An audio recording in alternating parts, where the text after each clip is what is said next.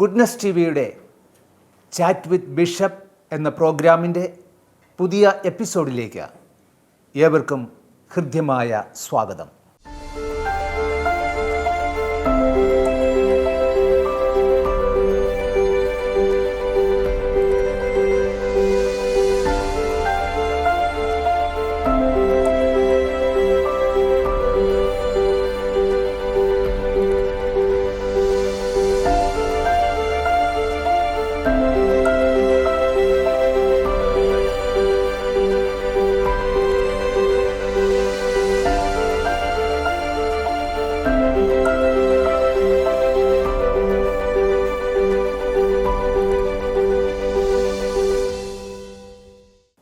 ഇന്ന് നമ്മളോടൊപ്പം ആയിരിക്കുന്നത് ഇരിങ്ങാലക്കുട രൂപതയുടെ മെത്രാൻ അഭിവന്യ മാർ പോളി കണ്ണുക്കടൻ പിതാവാണ്.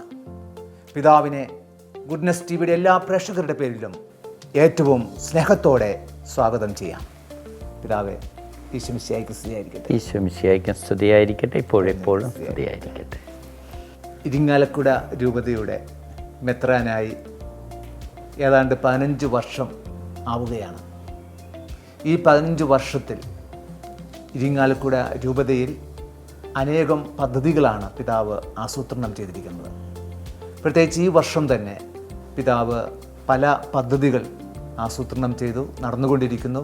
ഭവന സന്ദർശനം, മറ്റു പല ആത്മീയമായ രംഗങ്ങളിലും പിതാവ് പ്രവർത്തിച്ചു കൊണ്ടിരിക്കുകയാണ്. ഇരിങ്ങാലക്കുട രൂപതയിൽ പിതാവ് ചെയ്തുകൊണ്ടിരിക്കുന്ന പ്രവർത്തനങ്ങളെക്കുറിച്ച് ഒന്ന് ചെറുതായി വിവരിക്കാമോ? ഞാൻ 2010 ഇരിങ്ങാലക്കുട രൂപതയുടെ ദ്വിതീയ മെത്രാനായിട്ട് ഉത്തരവാദിത്തം ഏറ്റെടുക്കുന്നത്. അഭിവന്യ ജെയിംസ് പഴയാറ്റി പിതാവിന് ശേഷം പിതാവിനാൽ തന്നെ തിരുപ്പട്ടം സ്വീകരിച്ച, പിതാവിനാൽ തന്നെ മെത്രാഭിഷേകം സ്വീകരിച്ച വ്യക്തിയാണ് ഞാൻ. മേൽപ്പെട്ട ശുശ്രൂഷയ്ക്കായിട്ട് തിരഞ്ഞെടുക്കപ്പെട്ട 2010 ജനുവരി 18 ഔദ്യോഗികമായിട്ട് പ്രഖ്യാപനം നടന്നത്. ഏപ്രിൽ 18 ഞാൻ അഭിഷേകം ചെയ്യപ്പെട്ടത്. എൻ്റെ മേൽപ്പെട്ട ശുശ്രൂഷയിൽ ഏറെ സന്തോഷമുള്ളത് ഇരിങ്ങാലക്കുട രൂപതയിലെ വൈദികരുടെയും സമർപ്പിതരുടെയും ആത്മായ സഹോദരങ്ങളുടെയും അതുപോലെ തന്നെ നാനാജാതി മതസ്ഥരായിട്ടുള്ളവരുടെയും വലിയ സഹകരണവും പിന്തുണയും നാളിതുവരെ ലഭിച്ചുകൊണ്ടിരിക്കുന്നുണ്ട്. അതുതന്നെയാണ് മുന്നോട്ടുള്ള പ്രയാണത്തിൽ തമ്പുരാനിൽ ആശ്രയിച്ച് തമ്പുരാൻ്റെ കരുത്തിൽ ശക്തി കണ്ടെത്തിയിട്ട് മുന്നോട്ട് പോകാൻ എന്നെ ശക്തിപ്പെടുത്തുന്നു. യഥാർത്ഥത്തിൽ മെത്രാ ശുശ്രൂഷ ഏറ്റെടുത്ത് ആ ദിനത്തിൽ ഞങ്ങൾ പ്രഖ്യാപിച്ചൊരു പദ്ധതിയുണ്ട്. ബ്ലെസ് എ ഹോം എന്നുള്ള ഒരു പദ്ധതി, ഒരു ജീവകാരുണ്യ പ്രവർത്തനം. രൂപതയിലെ ഇടവകളിൽ ഉള്ള പാവപ്പെട്ട നിർധനരായിട്ടുള്ള വ്യക്തികളെ അവരുടെ ജീവിതത്തിന് ഒരു പിന്തുണ നൽകുക എന്നുള്ളതാണ്. അങ്ങനെ 1000-ഓളം കുടുംബങ്ങൾക്ക് ഒരു മാസം 1000 രൂപ വെച്ച് കൊടുക്കുന്ന ഒരു പദ്ധതിയാണ്. ഇതാരംഭിച്ചത് പ്രത്യേകിച്ച് മൂലധനമൊന്നും ഉണ്ടായിട്ടല്ല. ഇപ്പോൾ 14 വർഷം കഴിഞ്ഞ് 15-ാം വർഷത്തിലേക്ക് പ്രവേശിക്കുകയാണ്. ഔദാര്യമതികളായിട്ടുള്ള ധാരാളം വ്യക്തികളുടെ വലിയ സഹായവും പിന്തുണയും ലഭിച്ച് 11 കോടി രൂപയോളം ഇപ്പോൾ കൊടുത്തു കഴിഞ്ഞു. അതുപോലെ തന്നെ പ്രളയ സമയത്ത് 1019 കുടുംബങ്ങൾക്ക് 1.5 കോടി രൂപയോളം ഇതേപോലെ തന്നെ ഇതിൽ പെടാത്ത 1019 കുടുംബങ്ങൾക്ക് 1000 രൂപ വെച്ച് എല്ലാ മാസവും കൊടുത്തിരുന്നു ഒരു വർഷത്തേക്ക്. അതുകൂടാതെ വ്യാപാരികൾക്ക്, പ്രത്യേകിച്ച് ചാലക്കുടി പ്രദേശത്തും പിന്നെ മറ്റ് ഈ പ്രളയം ബാധിച്ച പ്രദേശത്തുള്ള വ്യാപാരികൾക്ക് സാമ്പത്തികമായിട്ട് ഒരു പിന്തുണ ഒരു 5000 രൂപ വെച്ച് എല്ലാ വ്യാപാരികൾക്കും കൊടുക്കുന്ന ഒരു പദ്ധതി രൂപപ്പെടുത്തും. ബ്ലെസ്സഡ് ഹോമിൻ്റെ ഒരു അടുത്ത പദ്ധതിയാണ് വിദ്യാഭ്യാസ പദ്ധതി. തീരെ നിർധന കുട്ടികളെ 5ാം ക്ലാസ് മുതൽ കണ്ടെത്തി അത് എയ്ഡഡ് സ്കൂളുകളിൽ, സർക്കാർ സ്കൂളുകളിൽ പഠിക്കുന്ന നിർധരായിട്ടുള്ള കുട്ടികളെ കണ്ടുപിടിച്ച് അവരെ ഒന്ന് പിന്തുണയ്ക്കുക, സാമ്പത്തികമായിട്ട് ഒരു കുടുംബത്തിന് സഹായിക്കുക, അതോടൊപ്പം തന്നെ അവരുടെ ഭാവി ഏറ്റവും സുരക്ഷിതമായി തീരാൻ ഒരു കരിയർ ഗൈഡൻസ് കൊടുക്കുക, ടാലൻസ് ഡെവലപ്പ് ചെയ്യുക, ലാംഗ്വേജ് അഭിവൃദ്ധിപ്പെടുത്തുക. അങ്ങനെ 2 ബാച്ച് ഇപ്പോൾ 12ാം ക്ലാസ് പൂർത്തീകരിച്ചു. അതിന് പ്രത്യേക ടീമുണ്ടോ? ഇതിന് ബ്ലെസ്സഡ് ഹോമിന് നല്ലൊരു ടീമുണ്ട്. ഒരു ഓഫീസ് പ്രവർത്തിക്കുന്നുണ്ട്. അതിന് ATG ടാക്സ് എക്സെപ്ഷൻ ഒക്കെ ലഭിച്ചിട്ടുണ്ട്. 12A ഉണ്ട്. അത് ഒരു ഡയറക്ടറുണ്ട്, ഓഫീസ് സെക്രട്ടറി ഉണ്ട്, പിന്നെ ഒരു എക്സിക്യൂട്ടീവ് ബോഡിയുണ്ട്, ഒരു ഡയറക്ടർ ബോർഡുണ്ട്. ഡയറക്ടർ ബോർഡിൽ അൽമായരുണ്ട്, സമർപ്പിതരുണ്ട്, വൈദികരുണ്ട്. ഇത് കൂടാതെ വിപുലമായൊരു ജനറൽ ബോഡിയുണ്ട്. ഓരോ ഇടവകയിൽ നിന്നും ഒരു ആനിമേറ്റർ വീതം. എല്ലാ വർഷത്തിലും ഏപ്രിൽ 18-ന് ഒന്നിച്ചുകൂടി ഇത് ബെനിഫാക്ടേഴ്സിനെല്ലാം ഇതിൻ്റെ കൃത്യമായിട്ടുള്ള കണക്കുകൾ, കാര്യങ്ങൾ അറിയിക്കും. അവരെ ഇൻവൈറ്റ് ചെയ്യും, റിപ്പോർട്ടുകൾ അവതരിപ്പിക്കും, അവരുടെ അഭിപ്രായങ്ങൾ ശേഖരിക്കും. അതിനുശേഷം മുന്നോട്ട് പോകും. ഇപ്പോൾ വിദ്യാഭ്യാസ പദ്ധതി മുന്നോട്ട് പോകുന്നു. അതോടൊപ്പം തന്നെ ഒരു 3ാമത്തെ പദ്ധതിയിലേക്ക് തുടക്കം കുറിച്ചിരിക്കുക. നമ്മുടെ തൃശ്ശൂർ ജില്ലയിൽ സിവിൽ സർവീസിൽ, പ്രത്യേകിച്ച് തൃശ്ശൂർ മധ്യ കേരളത്തിൽ സിവിൽ സർവീസിലേക്ക് പോകുന്നവരുടെ എണ്ണം വളരെ കുറവാണ്.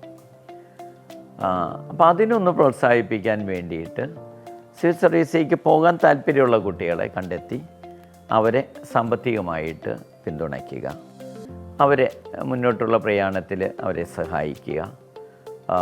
നല്ല മിടുക്കരായിട്ടുള്ള കുട്ടികളാണെങ്കിൽ ആവശ്യമെങ്കിൽ ഡൽഹിയിൽ പോലും അവിടെ ചേർത്ത് 1 വർഷത്തെ എൻട്രൻസ് കോച്ചിങ്, അതല്ല തിരുവനന്തപുരം, പാല, ഇങ്ങനെയുള്ള ഏറ്റവും നല്ല സൗകര്യപ്രദമായിട്ടുള്ള സ്ഥലങ്ങളിലേക്ക് അവരെ വിടുവാനും അവരെ സഹായിക്കാനുള്ള പദ്ധതി തുടങ്ങിയിട്ടുണ്ട്.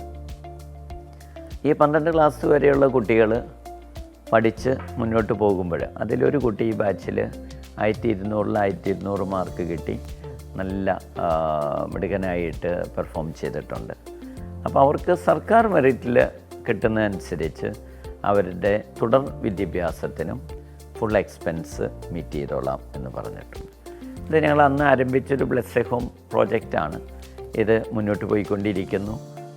വലിയ സഹകരണം എല്ലാ ഭാഗത്തുനിന്നുമുണ്ട്. ഈ പദ്ധതികളെല്ലാം തന്നെ ബ്ലെസ്സഡ് ഹോമിൻ്റെ കീഴിൽ വരുന്നതാണ്. ഈ പറഞ്ഞ പദ്ധതികളെല്ലാം. അതോടൊപ്പം തന്നെ മറ്റൊരു പദ്ധതി ആരംഭിച്ചത് അഭിമന്യ ജെയിംസ് പിതാവിൻ്റെ അനുസ്മരണാർത്ഥം. പിതാവ് കാലം ചെയ്തപ്പോൾ പിതാവിൻ്റെ ഓർമ്മ നിലനിർത്താൻ വേണ്ടിയിട്ട് ഒരു ഹൃദയ പാലിയേറ്റീവ് കെയർ ട്രസ്റ്റ് ആരംഭിച്ചു. മാർ ജെയിംസ് പഴയാറ്റിൽ മെമ്മോറിയൽ ഹൃദയ പാലിയേറ്റീവ് കെയർ. അതും ഈ പറഞ്ഞോണം മൂലധനമൊന്നും ഇല്ല, പക്ഷേ നല്ലവരായിട്ടുള്ള ഒരുപാട് വ്യക്തികൾ പിന്തുണയ്ക്കുന്നുണ്ട്. ഒരു 4500 രോഗികളെ ഇപ്പോൾ ഈ കഴിഞ്ഞ 6 വർഷത്തിനുള്ളിൽ പാലിയേറ്റീവ് കെയർ കൊടുത്തു. മരണാസന്നരായിട്ടുള്ള രോഗികൾക്ക് വീടുകളിൽ പോയിട്ട് അവരുടെ ആവശ്യങ്ങൾ ചെയ്തു കൊടുക്കുക. നേഴ്സിംഗ് കെയർ, ആവശ്യമുണ്ടെങ്കിൽ water bed or air bed അങ്ങനെ തുടങ്ങിയിട്ടുള്ള കൊടുക്കുക. വീൽ ചെയർ, പിന്നെ ട്യൂബ് മാറ്റേണ്ടതുണ്ടെങ്കിൽ അങ്ങനെ ചെയ്യുക. ബെഡ് സോർ ഉണ്ടെങ്കിൽ അവരെ പ്രത്യേകമായിട്ട് പരിഗണിക്കുക. അങ്ങനെ തുടങ്ങിയിട്ടുള്ള ഓക്സിജൻ സിലിണ്ടർ, ഓക്സിജൻ കോൺസെൻട്രേറ്റർ ഈ കോവിഡ് കാലഘട്ടത്തിൽ അത് വളരെ വിപുലമായിട്ട് ചെയ്യേണ്ടതായിട്ട് വന്നു. ഒരു ടാസ്ക് ഫോഴ്സൊക്കെ രൂപപ്പെടുത്തി കുറേയേറെ പേരെ ചികിത്സിക്കാനും കുറേ പേരെ ഹോസ്പിറ്റലിലേക്ക് കൊണ്ടുപോകാനും ഭക്ഷണം എത്തിക്കാനും അതുപോലെ തന്നെ മരണപ്പെട്ടവരെ അവരെ മൃതസംസ്കാര ശുശ്രൂഷ നടത്താനും ഒരു 300-ലധികം പേരടങ്ങുന്ന ഒരു ടാസ്ക് ഫോഴ്സ് ഉണ്ടായിരുന്നു. ഇപ്പോൾ ഹൃദയ പാലിയേറ്റീവ് കെയർ 1520 രോഗികളുടെ വീടുകളിലേക്ക് പോയിക്കൊണ്ടിരിക്കുന്നുണ്ട്. 6 ആംബുലൻസ് ഉണ്ട്, 5ഓളം മറ്റു വാഹനങ്ങളുണ്ട്. ഇരിങ്ങാലക്കുട ടൗണിൽ ഒരു ഓഫീസുണ്ട്. കൂടാതെ ആളൂർ BLM-ൽ വെള്ളിക്കുളങ്ങര ഒരു ഓഫീസുണ്ട്. മാള മേഖലയിൽ മേലടൂർ ഒരു ഓഫീസുണ്ട്. ചാലക്കുടി സെൻറ്റ് ജെയിംസ് ഹോസ്പിറ്റലിനോട് ചേർന്നൊരു ഓഫീസുണ്ട്. ഇതുകൂടാതെ ഇപ്പോൾ ഈ രോഗികൾ ചിലരൊക്കെ വീടുകളിൽ ചെല്ലുമ്പോൾ ബെഡ് സോർ ഉണ്ടാവും, ട്യൂബ് മാറ്റിയപ്പോൾ ഇൻഫെക്ഷൻ സംഭവിച്ചിട്ടുണ്ടാവും. അപ്പോൾ ഇവരെ വീട്ടിൽ തന്നെ കിടത്തുകയാണെന്നുണ്ടെങ്കിൽ സൗകര്യങ്ങൾ കുറവാണ്. അപ്പം അങ്ങനെയുള്ള രോഗികളെ വീടുകളിൽ നിന്ന് കൊണ്ടുവന്ന് ഒരു പുതിയതായിട്ട് ആരംഭിച്ചിരിക്കുന്ന ഒരു ഹോസ്പിസ് സെൻറ്ററിൽ അവിടെ കിടത്തി ഒരു 10, 20, 30 ദിവസം കിടത്തി അത്യാവശ്യം വേണ്ട ശുശ്രൂഷകളെല്ലാം ചെയ്ത് തിരിച്ച് വീട്ടിലേക്ക് കൊണ്ടുപോകുന്നു. പേരാമ്പ്രയിൽ പുതിയൊരു ഹോസ്പിസ് സെൻറ്റർ ആരംഭിച്ചു. 10 രോഗികൾക്കാണ് അവിടെ ഒരു സമയത്ത് കിടന്ന് അത്യാവശ്യം വേണ്ട കെയർ കൊടുക്കാനായിട്ട്. പക്ഷേ ചിലപ്പോഴൊക്കെ 14, 15 രോഗികളെ കിടത്തേണ്ടതായിട്ട് വരുന്നുണ്ട്. അത്രമാത്രം റിക്വസ്റ്റ് വരുന്നുണ്ട്. എൻ്റെ ഒരു മറ്റൊരു പ്രത്യേകത, കുറേ വോളണ്ടിയേഴ്സിനെ ഞങ്ങളെ സഹായിക്കുന്നുണ്ട്. 20ഓളം സ്റ്റാഫ്, പെയ്ഡ് സ്റ്റാഫുണ്ട്. അതുകൂടാതെ നല്ല തീഷ്ണതയോടുകൂടെ പ്രവർത്തിക്കുന്ന 4 വൈദികർ ഇതിൻ്റെ പുറകിലുണ്ട്. അവരാണ് ഇതിന് വേണ്ടിയിട്ട് ആത്മാർത്ഥമായിട്ട് പരിശ്രമിക്കുന്നത്. അതുപോലെ തന്നെ ആംബുലൻസ് സർവീസ്, എപ്പോഴെങ്കിലുമൊക്കെ രോഗികൾക്ക് ആരും കെയർ ചെയ്യാനില്ലാത്ത രോഗികൾ ഹോസ്പിറ്റലിലേക്ക് കൊണ്ടുപോകേണ്ടതുണ്ടെങ്കിൽ ആംബുലൻസ് പോയി ചെന്ന് സഹായിക്കുന്നുണ്ട്. അപ്പം അങ്ങനെ തുടങ്ങിയിട്ടുള്ള ഒരു വലിയ വിപുലമായിട്ടുള്ള ഒരു ശൃംഖല ഇപ്പോൾ പ്രവർത്തിക്കുന്നുണ്ട്. മാള മേഖലയിൽ ഒരു ഹോസ്പിസ് സെൻറ്റർ തുടങ്ങാനായിട്ട് ഉദ്ദേശിക്കുന്നുണ്ട്. മാള മേഖലയിൽ ഇപ്പം മേലടൂർ പാലിയേറ്റീവ് കെയറിൻ്റെ ഒരു ക്ലിനിക്ക്, ഒരു ഓഫീസ് അവിടെ ഉണ്ട്. അതോടൊപ്പം തന്നെ മേലടൂർ പള്ളിയുടെ വലിയ സഹകരണത്തോടുകൂടെ ഒരു ക്ലിനിക്ക് എല്ലാ ദിവസവും 60 രോഗികൾക്ക് free medicine, free consultation and free lab ചെയ്തു കൊടുത്തുകൊണ്ടിരിക്കും. സഭയുടെ സാമൂഹിക പ്രവർത്തനങ്ങൾ അത് തീർച്ചയായിട്ടും ക്രിസ്തുവിൻ്റെ മുഖമാണ്, ക്രിസ്തുവിൻ്റെ കരുണയുടെ മുഖമാണ്. അപ്പം നമ്മൾ ഓരോ സോഷ്യൽ വർക്ക് ചെയ്യുമ്പോഴും ക്രിസ്തുവിൻ്റെ കരുണയുടെ മുഖം മറ്റുള്ളവർക്ക് പകർന്നു കൊടുക്കലാണ്. തീർച്ചയായിട്ടും ഇരിഞ്ഞാലക്കുട രൂപത ഒരുപാട് സാമൂഹിക സേവന പ്രവർത്തനങ്ങളിലേക്ക് ഏർപ്പെട്ടിട്ടുണ്ട്. അതുകൂടാതെ പിതാവ് പല അജപാലക ശുശ്രൂഷകളിലേക്കും കടന്നു വന്നിട്ടുണ്ട്. ഞങ്ങൾ ഈ പ്രവർത്തനങ്ങളൊക്കെ നടത്തുന്നത് നേരത്തെ സൂചിപ്പിച്ചു പോലെ തന്നെ ഒരു ആത്മീയമായിട്ടുള്ള ശുശ്രൂഷയുടെ പ്രകാശനമാണ്. ഈ കഴിഞ്ഞ പന്തക്കോസ്ത ദിനത്തിൽ രൂപതയിൽ എല്ലാവരുടെയും പ്രാതിനിധ്യ സ്വഭാവത്തോടുകൂടെ ഒരു യുക്കരിസ്റ്റിക് കോൺഗ്രസ് നടത്തിയിരുന്നു. ഒരു 25,000-ഓളം പേര് യുക്കരിസ്റ്റിക് പ്രൊസഷനിൽ തന്നെ പങ്കെടുത്തു. 11,000-ഓളം പേര് 7 സ്ഥലങ്ങളിലായിട്ട് ഒരേ സമയത്ത് പഠന ശിബിരത്തിൽ പങ്കെടുത്തു. അതിൻ്റെ ഒരു ആദർശം തന്നെ ഇതായിരുന്നു. ഒന്നാമത്തേത്, വിശുദ്ധ കുർബാനയിൽ കേന്ദ്രീകൃതമാണ് നമ്മുടെ ക്രൈസ്തവ ജീവിതം. അപ്പോൾ വിശുദ്ധ കുർബാനയില്ലാതെ സഭയില്ല, സഭയില്ലാതെ വിശുദ്ധ കുർബാനയില്ല. ഈ പശ്ചാത്തലം നമ്മുടെ മനസ്സിലുണ്ട്. അപ്പോൾ വിശുദ്ധ കുർബാനയിലുള്ള ബോധ്യം കൂടുതലായിട്ട് വളർത്തേണ്ടിയിരിക്കുന്നു. പ്രത്യേകിച്ച് വിശുദ്ധ കുർബാനയെക്കുറിച്ചൊക്കെ വലിയ വിവാദങ്ങളൊക്കെ പലപ്പോഴും പല തലങ്ങളിലൊക്കെ നടന്നുകൊണ്ടിരിക്കുമ്പോൾ ഈ വിശുദ്ധ കുർബാനയിലുള്ള ആശ്രയ മനോഭാവവും ബോധ്യവും കൂടുതൽ ആഴപ്പെടുക. രണ്ടാമത്തെ ഒരു കാര്യം, നല്ല കൂട്ടായ്മ വളർത്തുക. ശിരസ്സായി ക്രിസ്തുവിനോട് ചേർന്ന് അവയവങ്ങളായിട്ടുള്ള നാം എല്ലാവരും അവരവരുടെ ദൗത്യങ്ങൾ നിർവഹിക്കുമ്പോഴാണ് കൂട്ടായ്മ വളരുന്നത്. അപ്പോൾ ക്രിസ്തുവിനോട് ചേർന്ന് നിന്നുകൊണ്ട് അവയവങ്ങളായിട്ടുള്ള എല്ലാവരുടെയും, അത് വൈദികരുടെ കൂട്ടായ്മ വേണം, അൽമായുടെ കൂട്ടായ്മ വേണം, സന്യസ്തരുടെ കൂട്ടായ്മ വേണം, ഇതെല്ലാവരും കൂടെയുള്ള കൂട്ടായ്മ വേണം. അതുപോലെ മറ്റു മതസ്ഥരായിട്ടുള്ളവരുടെയും കൂടെ കൂട്ടായ്മ വേണം. അപ്പോൾ ആ കൂട്ടായ്മ കുറേയും കൂടെ ശക്തിപ്പെടുത്തുക. മൂന്നാമത്തെ ഒരു കാര്യമാണ് ദിവ്യകാരുണ്യം ജീവകാരുണ്യത്തിലേക്ക് എത്തി നിൽക്കണം. അപ്പോൾ ദേവാലയത്തിൽ വിശുദ്ധ ബലി അർപ്പിച്ച് കുടുംബങ്ങളിൽ പ്രാർത്ഥന നടത്തി ദേവാലയത്തിന് പുറത്തേക്ക്, കുടുംബങ്ങളുടെ പുറത്തേക്ക് നടക്കുമ്പോൾ ജീവകാരുണ്യ പ്രവർത്തനങ്ങളിൽ സമ്പന്നരാകുമ്പോഴാണ് ക്രിസ്തുവിൻ്റെ ചൈതന്യം മറ്റുള്ളവരിലേക്ക് എത്തിക്കാനായിട്ട് കഴിയുക.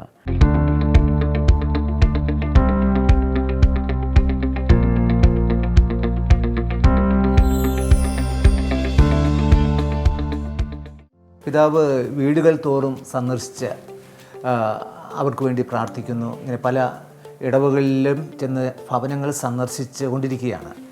ഏതാണ്ട് പൂർത്തിയായോ? ഞങ്ങൾക്ക് 141 ഇടവകളുണ്ട്, 62,000-ഓളം കുടുംബങ്ങളുണ്ട്, 2,60,60,000-ഓളം കത്തോലിക്ക വിശ്വാസികളുണ്ട്. ഭൂപ്രകൃതിയിൽ വലിപ്പം കുറവാണെന്നുണ്ടെങ്കിലും ജനസംഖ്യ വിശ്വാസികളുടെ എണ്ണത്തിൽ നല്ല നമ്പറുണ്ട്. ഞങ്ങളുടെ രൂപതയിലെ വിശ്വാസികളുടെ കുടുംബങ്ങളുടെ അവരുടെയൊക്കെ സ്പന്ദനങ്ങൾ തിരിച്ചറിയണം. അതോടൊപ്പം തന്നെ അവരെ കുറേയും കൂടെ ആത്മീയതയിൽ ശക്തിപ്പെടുത്തണം. അതുപോലെ കുടുംബങ്ങളുടെ ശാക്തീകരണമാണ് യഥാർത്ഥത്തിൽ സഭയുടെ ശക്തി. സഭയുടെ ചെറിയ പതിപ്പാണ് കുടുംബം. അപ്പോൾ ആ നിലയിൽ കുടുംബങ്ങളെ സന്ദർശിക്കേണ്ടത് ആവശ്യമാണ്. അപ്പോൾ അതുകൊണ്ട് ഞാൻ ആ പദ്ധതി തുടക്കം കുറിച്ചിട്ടേ ഉള്ളൂ. 10 ഇടവകളിൽ, ഇപ്പോൾ 10ാമത്തെ ഇടവകയാണ്. ഞാൻ ഇന്ന് ഈ ഇൻ്റർവ്യൂ നടക്കുന്ന ദിവസം തന്നെ ഇന്ന് ഒരു 22 വീടുകളിലേക്ക് വൈകിട്ട് പോകുന്നുണ്ട്. മലയോര പ്രദേശത്തുള്ള വീടുകളാണ്. അപ്പോൾ വീടുകളെ ഒന്ന് ശക്തീകരിക്കുക. 10 ഇടവകളിൽ പിന്നത്തോടുകൂടെ സന്ദർശനത്തും 10 ഇടവകൾ കംപ്ലീറ്റ് ആയിട്ട് പൂർത്തീകരിക്കും. ഇനിയും ധാരാളമായിട്ടുണ്ട്. ഈ കത്തീഡ്രൽ ഇടവക തന്നെ 4000-ഓളം വീടുകളുണ്ട്. അപ്പോൾ അതുകൊണ്ട് പെട്ടെന്നൊന്നും തീരില്ല, പക്ഷേ ഞാൻ കണ്ടിന്യൂ ചെയ്യുന്നു. അതോടൊപ്പം തന്നെ ഞാൻ ഈ വീട് സന്ദർശനമൊക്കെ ആയിട്ട് വരുമ്പോൾ എന്നെ വേദനിപ്പിക്കുന്നൊരു കാര്യമുണ്ട്. പല വീടുകളിലും ചെല്ലുമ്പോഴും അതിവയസ്കരായിട്ടുള്ള മാതാപിതാക്കളോ വാർദ്ധക്യത്തിൽ എത്തിയ മാതാപിതാക്കളോ മാത്രമേ ഉള്ളൂ. കൊച്ചുകുട്ടികൾ ഉള്ള കുറച്ച് വീടുകളുണ്ട്. അവരും എന്താണ് സ്വപ്നം കാണുന്നതെന്ന് ചോദിച്ചു കഴിഞ്ഞാൽ വിദേശത്തേക്ക് പോകണം, +2 ഒക്കെ കഴിഞ്ഞ് വിദേശത്തേക്ക് പോകണം എന്ന് ചിന്തിക്കുന്നവരുടെ എണ്ണം കൂടിക്കൊണ്ടിരിക്കുന്നു. ഞാൻ ഈ ഏതാനും ആഴ്ചകൾക്ക് മുമ്പ് സന്ദർശിച്ച ഒരു കുടുംബസമ്മേളന യൂണിറ്റിൽ 28 വീടുകളുണ്ടായിരുന്നു. ആ 28 വീട്ടിൽ 3 വീട്ടിലെ ഈ നാട്ടിൽ ജോലി ചെയ്യുന്ന യുവാക്കളുള്ളൂ. ബാക്കി എല്ലാ വീടുകളിലും മധ്യവയസ്കരായിട്ടുള്ള മാതാപിതാക്കളോ ഇല്ലെങ്കിൽ മാതാപിതാക്കൾ മക്കളുടെ അടുത്തേക്ക് പോയിരിക്കുന്ന അവസ്ഥയോ, ചിലപ്പോൾ ഫാദർ പോയിട്ടുണ്ടാവും, മദർ ഇവിടെ വീട്ടിലുണ്ടാവും. അങ്ങനത്തെ ഒരവസ്ഥയാണ്. അതുകൊണ്ട് തന്നെയാണ് രൂപതയിൽ ഇപ്പോൾ ഒരു പ്രോ ലൈഫ് ചാരിറ്റബിൾ ട്രസ്റ്റ് രൂപീകരിച്ചു. ആ പ്രോ ലൈഫ് ചാരിറ്റബിൾ ട്രസ്റ്റിൻ്റെ നേതൃത്വത്തിൽ കൂടുതൽ കുട്ടികളുള്ള കുടുംബങ്ങളെ ഒന്ന് പ്രോത്സാഹിപ്പിക്കുന്നുണ്ട്. മക്കളില്ലെങ്കിൽ നാളത്തെ തലമുറയിൽ കത്തോലിക്ക സഭ കേരളത്തിലോ ഭാരതത്തിലോ ഉണ്ടാകുമെന്ന് വലിയ പ്രതീക്ഷയില്ല. അവസ്ഥയിലേക്കാണ് കടന്നു വരുന്നത്. ജനനനിരക്ക് വളരെ കുറയുന്നു, ജനസംഖ്യ കുറയുന്നു. അതുകൊണ്ട് ഞാൻ 4ാമത്തെ കുട്ടിയുടെ മാമോദീസയ്ക്ക് ഞാൻ പോവുകയാണ്. ഇന്ന് ഞാൻ രാവിലെ ഒരു പള്ളിയിൽ പോയി 4ാമത്തെ ഒരു കുട്ടിക്ക് മാമോദീസ കൊടുത്തു. രൂപതയിലുള്ള ഏത് ഇടവകയിലാണെങ്കിലും ഇവിടെ കമ്മ്യൂണിറ്റി മാസിൻ്റെ സമയത്ത് 4ാമത്തെ കുട്ടിയുടെ മാമോദീസ നടത്തി കൊടുക്കും. അവരെ പ്രത്യേകമായിട്ട് അഭിനന്ദിക്കും. അവർക്കൊരു സ്വർണ്ണ കോയിൻ കൊടുക്കും, പിന്നെ കുറച്ച് സമ്മാനങ്ങൾ കൊടുക്കും. തീരെ നിർധന കുടുംബങ്ങളാണെങ്കിൽ ഈ ചാരിറ്റബിൾ ട്രസ്റ്റിൻ്റെ നേതൃത്വത്തിൽ എല്ലാ മാസവും 2000 രൂപ വെച്ച് ആ കുടുംബത്തിന് സഹായം എത്തിക്കുന്നു. പിന്നെ സെൻറ്റ് ജെയിംസ് ഹോസ്പിറ്റലിൽ 4 മുതലുള്ള ഡെലിവറിക്ക്, 4ാമത്തെ കുട്ടി മുതലുള്ള ഡെലിവറിക്ക് സൗജന്യമായിട്ട് ഡെലിവറി ചെയ്തു കൊടുക്കുന്നു. വിദ്യാഭ്യാസത്തിന് ഞാൻ മാതാപിതാക്കളോട് ഓർമ്മിപ്പിക്കുന്നത്, നിങ്ങൾ എയ്ഡഡ് സ്കൂളുകളിലോ സർക്കാർ സ്കൂളുകളിലോ നമ്മുടെ കുട്ടികളെ വിടണമെന്നുള്ളതാണ്. പിന്നെ മറ്റൊരു കാരണമുള്ളത്, കുട്ടികൾ അങ്ങനെ പോകുമ്പോൾ കുറേയും കൂടെ സാമൂഹിക പ്രതിബദ്ധതയുണ്ടാവും. മറ്റു മതസ്ഥരായിട്ട് ഇടപഴകും, സമ്പന്നരായിട്ടും പാവപ്പെട്ടവരായിട്ടുള്ളവരായിട്ട് ഇടപഴകും. അപ്പം അങ്ങനെ തുടങ്ങിയിട്ടുള്ള സ്കൂളുകളിൽ അഡ്മിഷൻ വാങ്ങിക്കാനോ അല്ലെങ്കിൽ സഭയുടെ തലത്തിൽ വിദ്യാഭ്യാസപരമായിട്ടുള്ള കാര്യങ്ങൾക്ക് സപ്പോർട്ട് ചെയ്യാനോ വേണ്ടതായിട്ടുള്ള കാര്യങ്ങൾ ചെയ്തു കൊടുക്കുന്നുണ്ട്. ഭവന സന്ദർശനം ഇനിയും തുടരുന്നു. അത് പെട്ടെന്ന് തീരുമെന്ന് പ്രതീക്ഷിക്കുന്നില്ല, പക്ഷേ സംയോജിതമായിട്ട് തീർക്കുവാനായിട്ട് പരിശ്രമിക്കുന്നു. പിതാവിൻ്റെ ഉന്നത പഠനം ഓറിയൻ്റൽ ലിറ്റർജിയിലാണ് ഡോക്ടറേറ്റ് എടുത്തിരിക്കുന്നത്. ലിറ്റർജി എന്ന് പറയുമ്പോൾ ഇന്നൊരു വളരെയധികം ശ്രദ്ധിച്ച് കൈകാര്യം ചെയ്യേണ്ട ഒരു വിഷയം തന്നെയാണ്. ഒരുപാട് പ്രശ്നങ്ങൾ അവിടെ ഇവിടെയൊക്കെ നമ്മൾ കേൾക്കുന്നതുമാണ് യാഥാർത്ഥ്യം. എങ്കിൽ പോലും ഈ ഓറിയൻ്റൽ ലിറ്റർജി പഠിച്ചതുകൊണ്ട് പിതാവിന് ലിറ്റർജിയെ അഭിമുഖീകരിക്കുമ്പോൾ പ്രത്യേകമായൊരു കാഴ്ചപ്പാടുണ്ടാകും. എന്താണ് നമ്മൾ ലിറ്റർജിയോട് എങ്ങനെയാണ് അതിനെ അഭിമുഖീകരിക്കേണ്ടത്? ഇന്ന് ഏറെ വിവാദങ്ങളിലൂടെ കടന്നു പോകുന്ന ഒരു വിഷയമാണ്.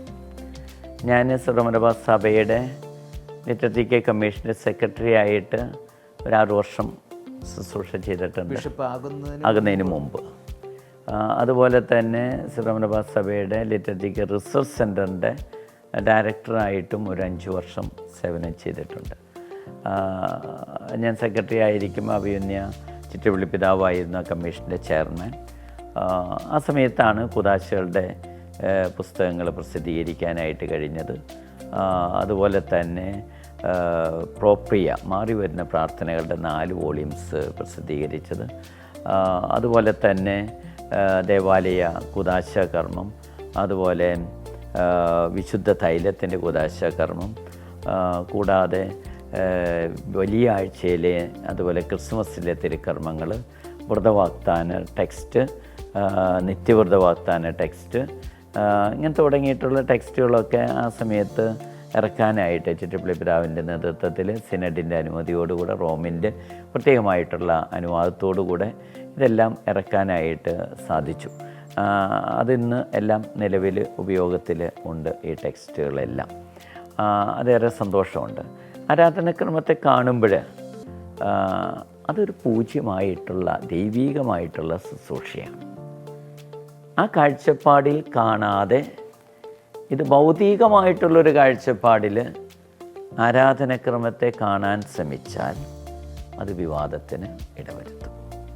അതല്ല, ഇത് ദൈവീകമായിട്ടുള്ള ആരാധനക്രമം എന്ന് പറയുമ്പോൾ ദൈവത്തിൻ്റെ ജനം പരിശുദ്ധാരൂപിയുടെ ഐക്യത്തിൽ രക്ഷകനും നിത്യപുരോഹിതമായ ക്രിസ്തുവിൻ്റെ ശരീരമെന്ന നിലയിൽ പിതാവായ ദൈവത്തിന് സമർപ്പിക്കുന്ന പരസ്യമായിട്ടുള്ള ആരാധനയാണ്. It's a public liturgy.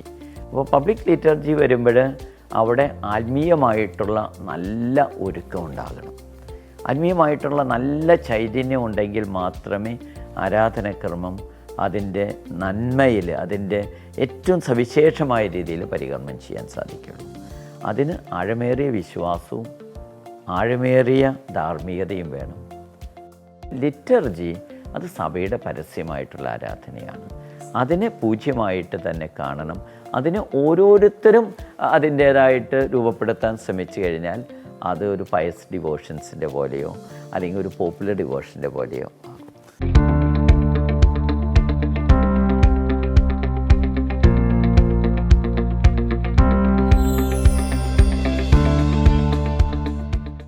പിതാവിൻ്റെ കുടുംബത്തെക്കുറിച്ച് ഒന്നും സൂചിപ്പിച്ചില്ല. ഞാൻ കുഴിക്കാട്ടുശ്ശേരി ഇടവകാംഗമാണ്. കുഴിക്കാട്ടുശ്ശേരി എന്ന് കേൾക്കുമ്പം വിശുദ്ധ മറിയം ത്രേസ്യായുടെ കല്ലറ സ്ഥിതി ചെയ്യുന്ന, ധന്യം വിധേയത്തിലച്ഛൻ്റെ കല്ലറ സ്ഥിതി ചെയ്യുന്ന തീർത്ഥകേന്ദ്രത്തിൻ്റെ നിന്ന് ഒരു 2 കിലോമീറ്ററോളം അകലെയാണ്. ആ തീർത്ഥകേന്ദ്രം അടങ്ങിയിരിക്കുന്ന ഈസ്റ്റ് പുത്തഞ്ചിറ ഇടവകയിലാണ്. എന്നാൽ അതിനോട് ചേർന്നുള്ള, എന്നാൽ അതിൻ്റെ അടുത്തുള്ള മറ്റൊരു ഇടവകയാണ് കുഴിക്കാട്ടുശ്ശേരി ഇടവക. ധന്യൻ വിധേയത്തിലച്ഛനാണ് ആ ഇടവകയ്ക്ക് രൂപം കൊടുക്കുന്നത്. അദ്ദേഹം പുത്തഞ്ചിറ ഫൊറോന പള്ളിയിൽ വികാരിയായിരിക്കുമ്പോഴാണ് ആ ഇടവക രൂപീകരിക്കുന്നത് 110 വർഷങ്ങൾക്ക് മുമ്പ്. എൻ്റെ അപ്പൻ അമ്മ ഒരു 2 പേരും നിത്യതയിലേക്ക് വിളിക്കപ്പെട്ടു. 1986 ഞാൻ 85 പട്ടം സ്വീകരിക്കുന്നത്. എൻ്റെ അപ്പൻ ആ സമയത്ത് ക്യാൻസർ രോഗിയായിരുന്നു. വീൽ ചെയറിലാണ് പട്ടത്തിൽ പങ്കെടുക്കുന്നത്. തിരുപ്പട്ടം കഴിഞ്ഞ് ഏതാനും മാസങ്ങൾ കഴിഞ്ഞപ്പോൾ അപ്പൻ സ്വർഗത്തിലേക്ക് വിളിക്കപ്പെട്ടു. അമ്മ 2004 ഞങ്ങളിന്ന് വേർപ്പെടുന്നത്. ഞാൻ വീട്ടിലെ ഏറ്റവും ഇളയ മകനാണ്. അപ്പം അമ്മയുടെയും അപ്പൻ്റെയൊക്കെ വലിയ ഓമനത്വമൊക്കെ അനുഭവിച്ചിട്ടുള്ള വ്യക്തിയാണ് ഞാൻ. അതോടൊപ്പം തന്നെ എൻ്റെ വീട്ടുപേര് കണ്ണൂക്കാടൻ. ഞങ്ങൾ ഈ കുഴിക്കാട്ടുശ്ശേരി പ്രദേശത്ത്, അത് ഞങ്ങളുടെ പ്രോപ്പർ ജംഗ്ഷൻ കൊമ്പൊടിഞ്ഞാമക്കൽ എന്നുള്ള പ്രദേശമാണ്. ജംഗ്ഷൻ്റെ അടുത്ത് തന്നെയാണ്. എൻ്റെ അമ്മ വീട് കടമ്പാട്ടുപറമ്പിലാണ്. അപ്പം അമ്മ അവകാശിയായിട്ട് വന്നു. അമ്മ വീട്ടിലെ ഏക മകളാണ്. അമ്മയുടെ അമ്മ ചെറുപ്പത്തിൽ മരിച്ചു. അമ്മയ്ക്ക് വേറെ സഹോദരരാരുമില്ല. അമ്മ വളർന്നു വരുന്നത് ആലപ്പാട്ട് പാലത്തിങ്കൽ തറവാട്ടിലാണ്. കൊച്ചായിരിക്കുമ്പോൾ അമ്മ മരിച്ചുകൊണ്ട് അവിടെയാണ് വളർന്നത്. കല്യാണപ്രായമായപ്പോഴാണ് അമ്മ തിരിച്ചു വരുന്നത്. അപ്പം അമ്മ അവകാശിനിയായതുകൊണ്ട് അപ്പൻ ഇവിടെ വന്ന് പാർക്കുകയാണ്.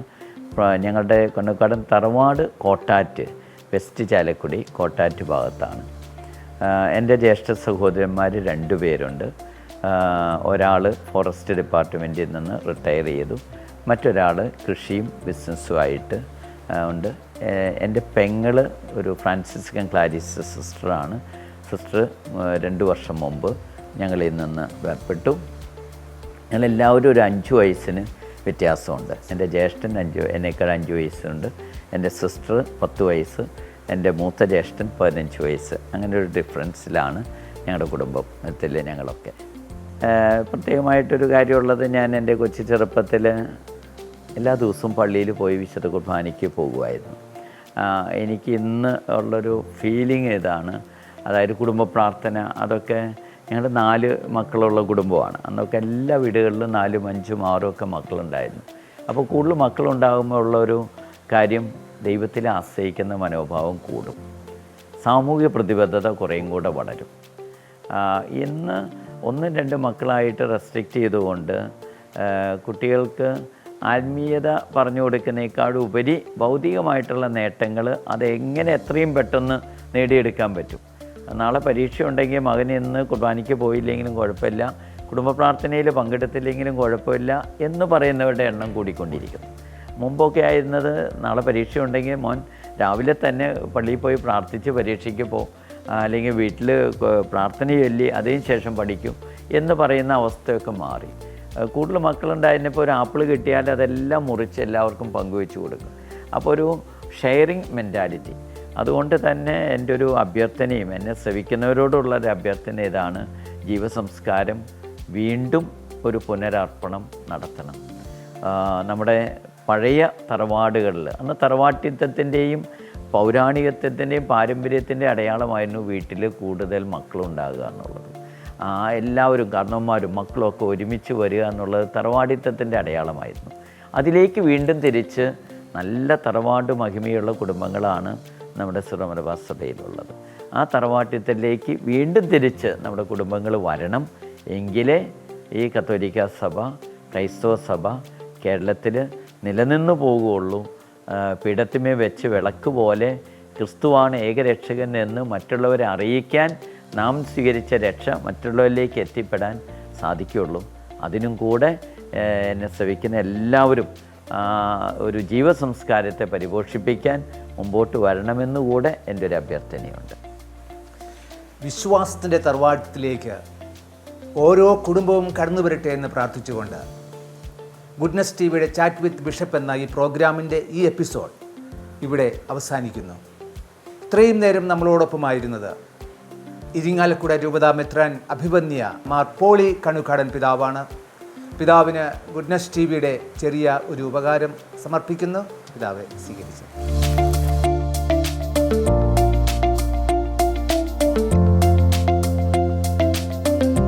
Thank you very much. Chat with bishop എന്ന ഈ പ്രോഗ്രാമിൻ്റെ മറ്റൊരു എപ്പിസോഡുമായി അടുത്ത ആഴ്ച ഇതേ ദിവസം ഇതേ സമയം നമുക്ക് വീണ്ടും കണ്ടുമുട്ടാം. അതുവരേക്കും ദൈവം നിങ്ങളെ സമർത്ഥമായി അനുഗ്രഹിക്കട്ടെ.